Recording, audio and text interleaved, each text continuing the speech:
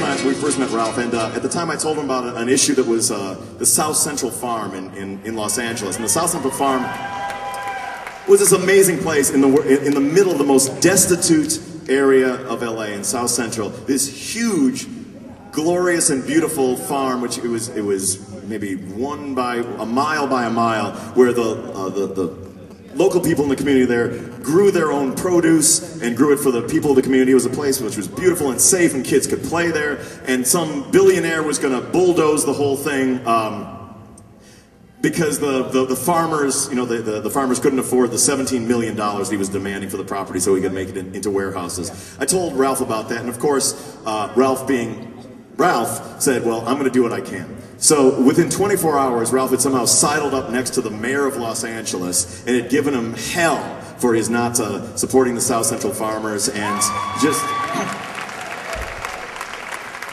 and then came to the farm, you know, the next day, and you know, and gave a speech there, and spoke under, you know, and spoke to the farmers there and the supporters and the media, and just made a lot of time in his schedule to help because people there needed help. And that's what his entire career has been like, and that's why it is his uncompromising dedication to human rights, to economic justice, and to the truth that has made me a fan of Ralph Nader for decades. And so it is.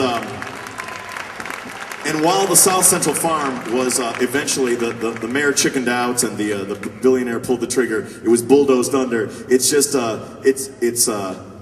it demonstrates the tenacity that we must have. On some days, the South Central Farm is bulldozed, but on other days, Iraq Veterans Against the War are into the DNC presenting their demands.